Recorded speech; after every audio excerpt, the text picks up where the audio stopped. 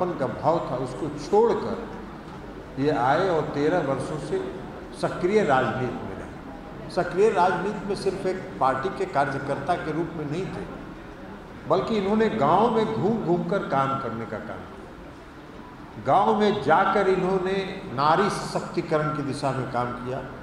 गांव में जाकर इन्होंने नौजवानों को एकत्रित करने का, उनको संगठित करने का काम किया और कई तरह की इन्होंने जो रचनात्मक काम हो सकता है वो रचनात्मक काम ये लगातार करते रहे।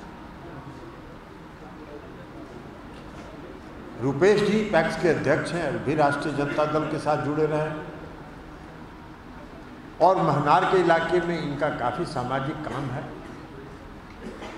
प्रेमलाल सदा जी भी पूरे सहरसा कोसी के क्षेत्र में एक बड़ा समुदाय जो सदा समुदाय है, उस समुदाय के एक समर्पित और चिन्हित और लोगों के का विश्वास और भरोसा जीतने वाले सदा समुदाय के एक नेता रहे हैं। तो ये सब काम इन लोगों ने का अलग अलग क्षेत्रों में रहा है। तो इसलिए आज इस पार्टी में हम सब लोग आपका हार्दिक स्वागत करते हैं और हम लोग आशा करते हैं कि आपके आने के बाद पार्टी को ताकत मिलेगी, मजबूती मिलेगी। और अजीत जी, आपसे हम कहेंगे कि जो काम आप गांव में संगठित करने का काम कर रहे थे, जो प्रसार और प्रसाद का काम कर रहे थे, जो सामाजिक परिवर्तन का काम कर रहे थे, उस काम को आगे जारी रखिए। जनता दल यूनाइटेड में ऐसे लोगों की कमी है जो समर्पित भाव से गांव में जाकर काम करने का काम करते हैं।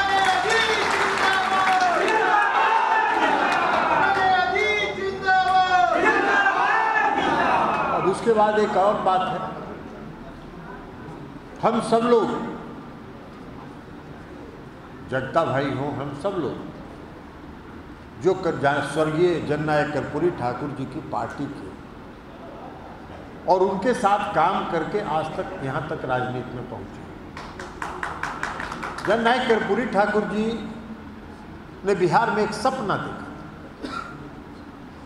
और जननायक कर्पूरी ठाकुर जी जाने जाते थे गरीबों, शोषितों, पीड़ितों की आवाज़ के रूप में। उनकी पहचान थी पूरे देश में और पूरे बिहार में।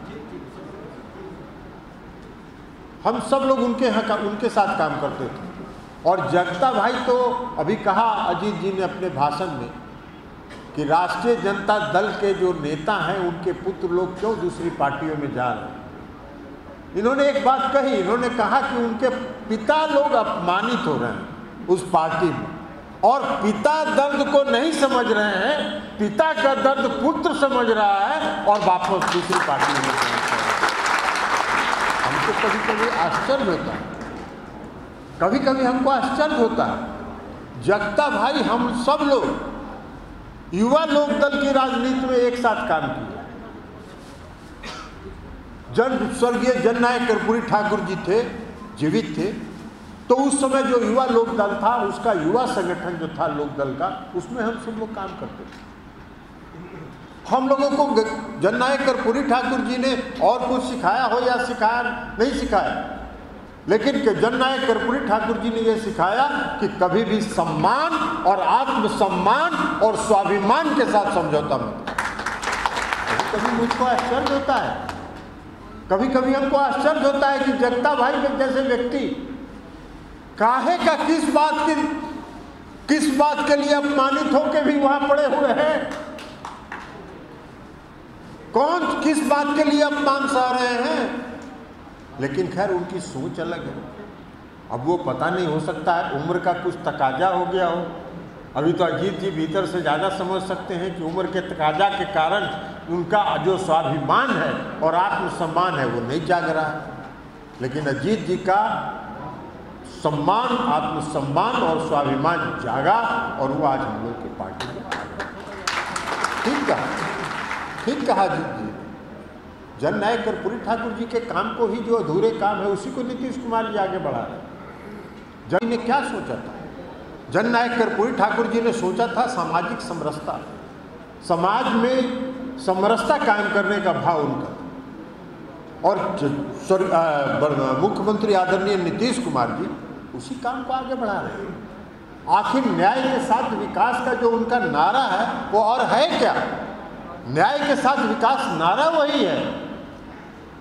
न्याय का मतलब है कि समाज के हर तबके के साथ न्याय, और जो समाज के सबसे निचले पायदान में खड़ा है उसके लिए विशेष प्रयास करके उसको भी समाज के मुख्य धारा में लाया जाए और उसके साथ साथ बिहार का विकास किया। और ये काम बखूबी नीतीश कुमार जी ने किया है। नीतीश कुमार जी ने इस समाज में जो सबसे उपेक्षित वर्ग था, अति पिछड़ा वर्ग, सबसे उपेक्षित जो 50% की आबादी वाला महिला समाज, जिसके सशक्तिकरण के लिए अजीत जी काम कर रहे हैं गांव में, महिला को सशक्त करने का काम जो किया है नीतीश कुमार जी ने, पूरे दुनिया में इसका कोई उदाहरण है नहीं है। महिलाओं को आज पंचायती राज व्यवस्था और नगर निकाय में 50% का आरक्षण है। बिहार पहला प्रदेश था इस देश में जहां 50% आरक्षण महिलाओं को मिला। उसके बाद कई राज्यों ने उसका अनुसरण किया, लेकिन बिहार पहला प्रदेश था जहां 50% आरक्षण मिला। आज की तारीख में भी बिहार पहला प्रदेश है जहां राज्य सरकार की सरकारी सेवाओं में किसी भी स्तर की सरकारी सेवा हो उसमें 35% आरक्षण महिलाओं को प्राप्त। यह है महिलाओं का सशक्तिकरण। महिलाओं में, ग्रामीण महिलाओं को सशक्त करने के लिए, उनको आत्मनिर्भर बनाने के लिए, उनमें स्वावलंबन लाने के लिए मुख्यमंत्री नीतीश कुमार जी ने स्वयं सहायता समूह बनाया, जीविका समूह बनाया। आज 10 लाख से ज़्यादा जीविका समूह की इकाई है बिहार में और 1 करोड़ 12 लाख से ज़्यादा महिलाएं जीविका समूह के साथ।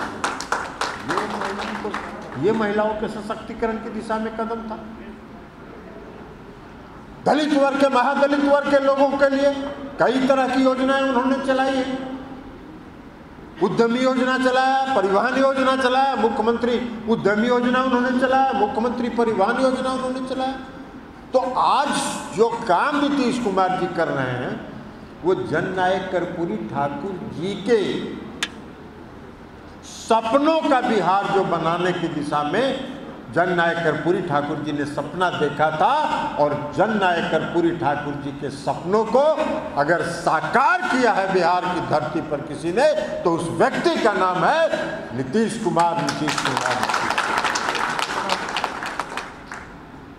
तो इसलिए हम कहते हैं कि हम सब लोग उस विरासत के हैं, जननायक कर्पूरी ठाकुर जी के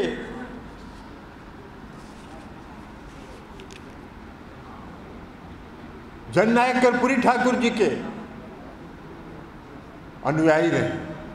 उनसे हम लोगों ने सीखा है, और जो हम लोगों ने उनसे को सीखा है उसको सरजमीन पर, सर धरातल पर उतारते हैं। और आज हम समझते हैं कि इस कार्यक्रम के बाद शायद जगता भाई का भी कुछ आत्मसम्मान और स्वाभिमान जागेगा, और वो भी अजीत जी को फॉलो करेंगे और अजीत जी को फॉलो करके आगे कदम बढ़ाएंगे।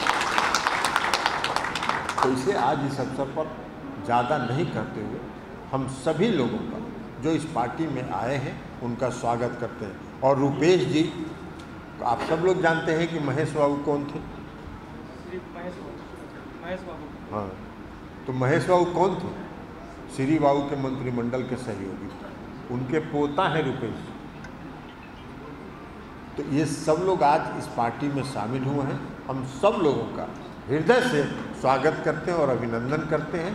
और प्रदेश अध्यक्ष जी ने ठीक कहा कि सभी साथी जो इस पार्टी में आए हैं उनके मान और सम्मान की रक्षा की जाएगी। और हम लोगों का जो पार्टी है ये राजनीतिक दल नहीं है, ये एक परिवार है, और एक परिवार के रूप में हम लोग काम करते हैं। तो ये परिवार में, दूसरी पार्टी अभी बताया ही अजीत जी ने कि वो दूसरी पार्टी में जहाँ वो पहले थे वो व्यापार वाली पार्टी थी, और ये परिवार वाली पार्टी है, तो आज व्यापार वाली पार्टी से परिवार वाली पार्टी में आने के लिए सबों का स्वागत करते हैं और सबों के मान सम्मान की रक्षा इस पार्टी में की जाएगी। यह प्रदेश अध्यक्ष जी ने किया है। हम भी आश्वस्त करते हैं कि सबों का मान सम्मान की रक्षा की जाएगी और इस अवसर पर पुनः उन साथियों का अभिनंदन और स्वागत करते हुए हम अपनी बात समाप्त करते हैं। बहुत बहुत